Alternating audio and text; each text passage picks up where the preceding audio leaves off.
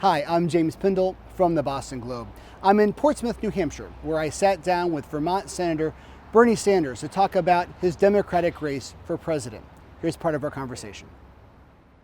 Well, Senator Sanders, thanks for joining us. Appreciate it. I want you to reflect a little bit. This has been quite a remarkable last year for you, and you really have come alive. And just what has this year meant for you? Well, it's really been extraordinary. And you're right, when we started, I think it's fair to say that I was regarded as a fringe candidate, not a serious candidate. We had no money, we had no political organization. Outside of New England, I suspect 80–90% of the people did not know who Bernie Sanders was or what I stood for. It has been an extraordinary ride.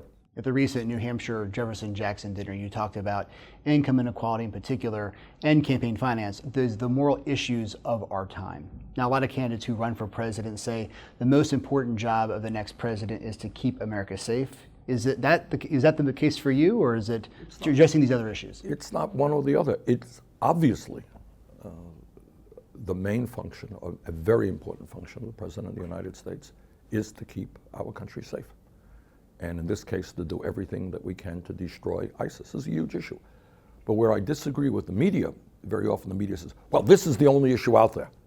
No, it's not the only issue. It is an enormously important issue, and I'm happy to talk about it, about how we crush ISIS in a way that is smart and doesn't get us into perpetual warfare in the Middle East.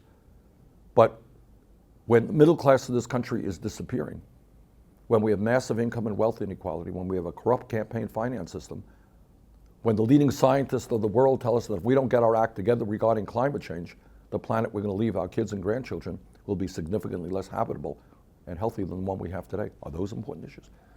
Are we only allowed to talk about one issue? Is that all that the media will allow us to talk about? Now, in terms of ISIS, in terms of national security, huge issue.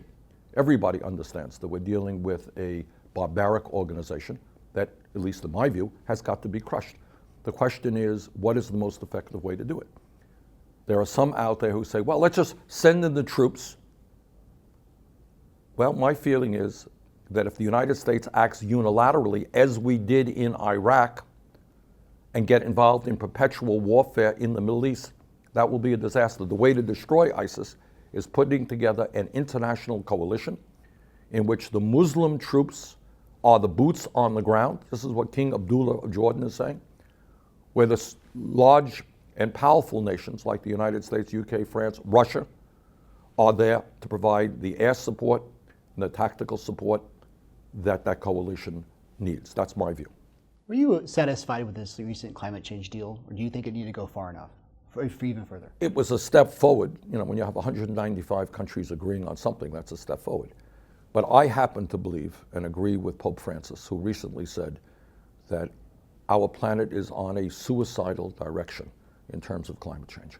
And that is, if we don't act boldly and dramatically to transform our energy system away from fossil fuel to energy efficiency and sustainable energy, I worry very, very much about the quality of life for our kids and our grandchildren. This is a huge issue. One last question for you. Any ideas about what's going to happen in this debate on Saturday night? What do you want to accomplish?